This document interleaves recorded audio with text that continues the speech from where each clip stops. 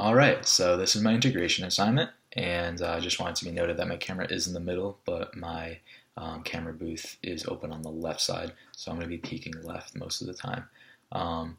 So let's begin. I just want to talk about the topic and pathophysiology of cellulitis first. And so cellulitis is an acute skin infection of the deeper layers of the skin, and it usually is where the skin is broken or there's a cut in the skin where infections or pathogens can enter. So this pathology usually presents with erythema, redness, swelling, edema, as well as warmth, tenderness to the touch, and it usually spreads. So this can be caused by any type of small cut in the skin, open wounds, and especially skin conditions such as eczema, psoriasis, and athlete's foot, or any other type of fungal infection. So cellulitis has been increasing in prevalence, and since the start of the 2000s, it's becoming one of the most frequent infections requiring hospitalization.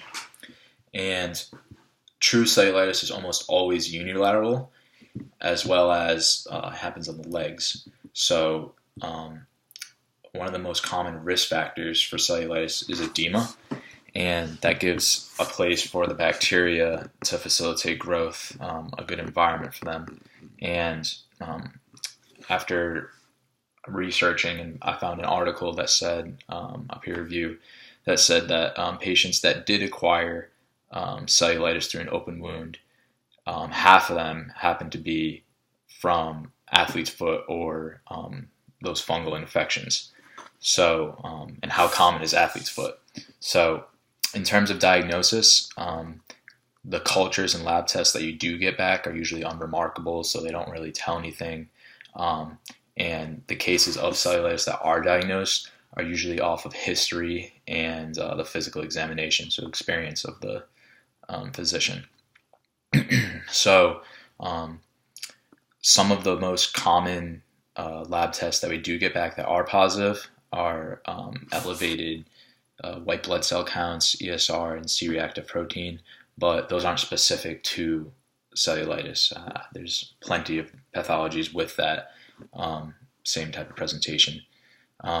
So the most common bacteria responsible for cellulitis are the streptococcus, streptococci, and staphylococcus aureus bacteria. And given these symptoms I just said earlier, they share a lot of the same symptoms with other pathologies. And so that means that the misdiagnosis rates are very high, with a lot of overlap between other pathologies. So there's a big window of error.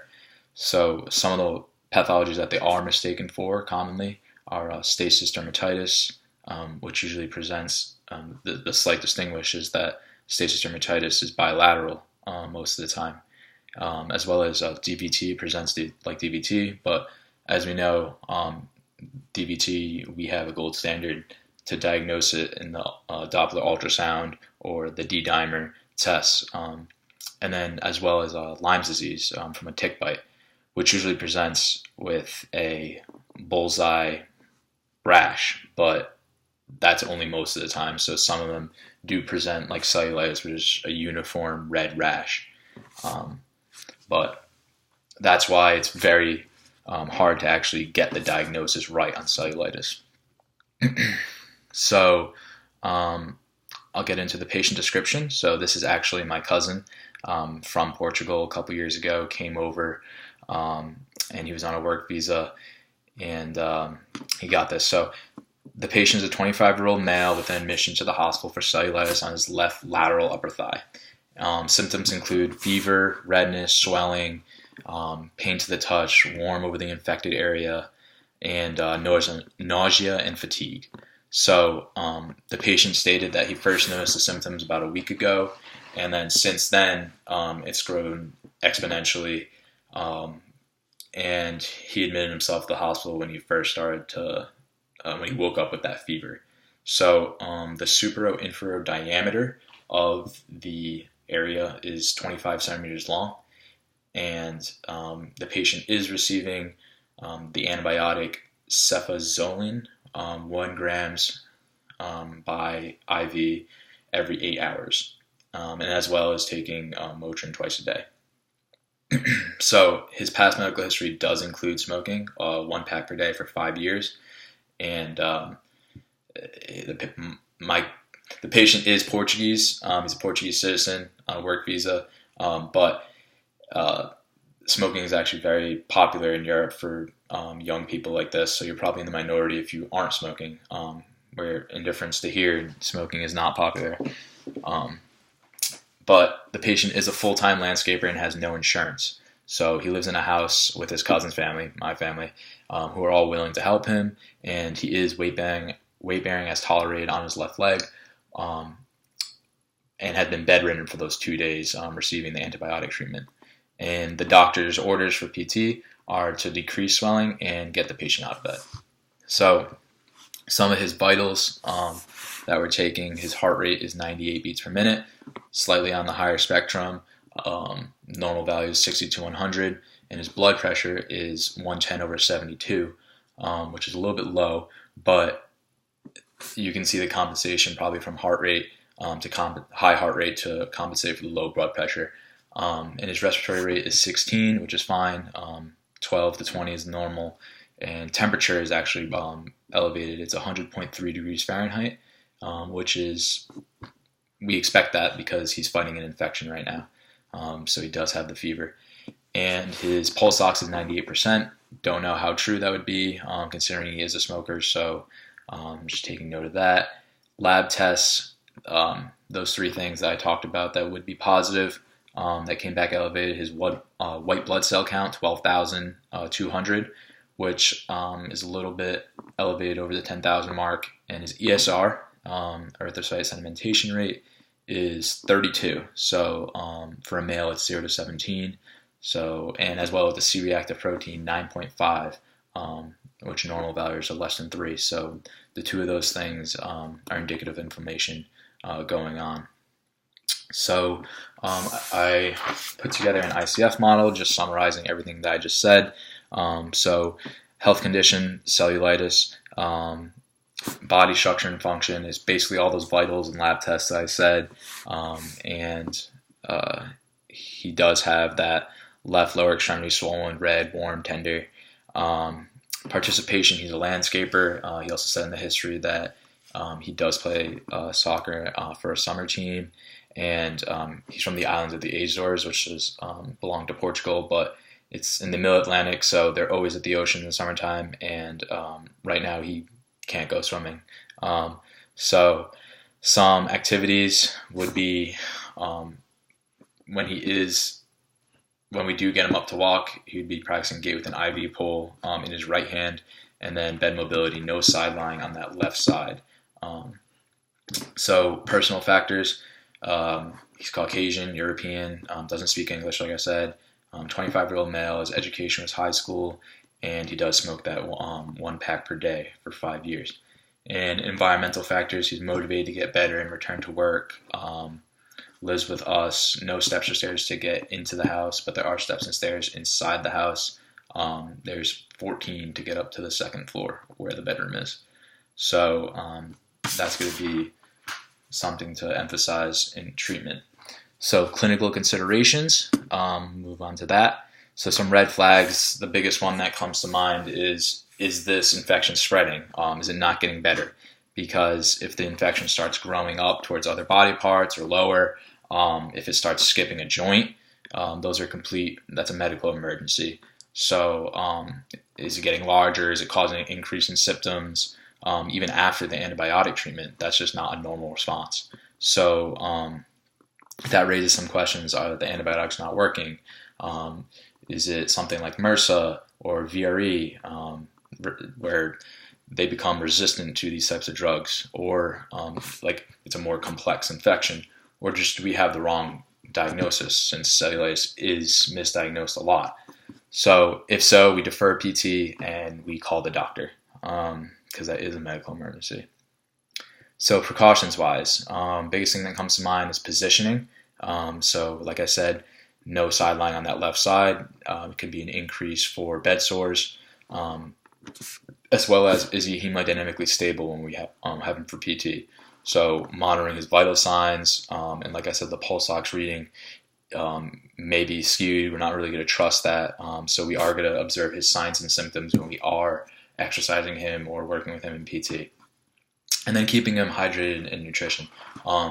If we keep him well hydrated, that might fix the slightly low blood pressure and bring down the slightly high heart rate. And then some non-medically related things. He doesn't have insurance, so this kind of patient needs a lot of attention. He needs PT as much as he can get, because we want to get this patient out as soon as possible to try and reduce those medical bills. And additionally, it is an infection, so we don't want no heat packs whatsoever, so because that could exacerbate the infection. And then, as we learned in cardio, do not dislodge the IV. If he is going to walk, just bring the pole with him, use it as an assistive device. And lastly, he is Portuguese, doesn't speak English, so if we could have a family translator, or we'd emphasize on visual demonstrations. Those are some important precautions to think about. And interventions wise, so at first we would like to document for purposes of insurance and the progress of the pathology, if it's increasing or decreasing, is it getting better? So drawing a circle around the infected area will, from the patient's perspective and the doctor's physician's perspective, they both can just easily see if it's getting better instead of just a picture, or is it better than yesterday or not. So we would use that with a centimeter, with a ruler using centimeters. And then additionally, as we learned in musculo with quad atrophy, the circumference of the thigh with tape measure. So just putting it around the thigh, measuring in centimeters, documenting from the beginning to the after a treatment, day after. And then as well as in cardio, we've learned the pitting edema scale and capillary refills are two things that we could quickly assess and see if they're getting better. So treatment-wise, compression therapy. In the articles that I read, compression therapy was one of the best treatments that was non-antibiotic. So as we learned in patho, the compression stockings would go directly over the area. And then as well in cardio and musculo, we've both learned effleurage, a massage technique to try and push that inflammation towards the heart. And as well as early mobilization, the doctor's orders is to get him out of bed. So gait training with that IV pole in the right hand, as we learned in kines, that putting it in the opposite hand reduces the loads on the opposite leg, which is the affected leg. And then additionally stair training, because all those stairs in the house, he is going to need to get up those, and that's going to be really important. So patient education, just a couple of things for him himself, easy things. Ankle pumps throughout the day just to improve circulation, get that edema out of there. And then if he's just sitting there and doesn't have PT or anything, sit in a recliner or a lazy boy when he's at home watching TV, just to help try and decrease that inflammation. And additionally, I thought, you're not going to get a smoker who smoked for 5 years to just quit smoking just because his leg is a little inflamed to him. So I say reducing the amount of smoking to maybe just a couple cigarettes is something realistic for a smoker to do to help. Because if he does continue smoking as much as he does, it delays the healing process because he is fighting an infection. So with that, I would put emphasis on a lot of rest, hydration, and then getting good nutrients in his diet, because his body is fighting an infection. So keeping it well nourished will help get better. So I am going to include a picture of the patient's leg in the submission to Blackboard, and as well as a picture for the ICF model. But that's what I have on cellulitis, and I hope that helps. Have a good day.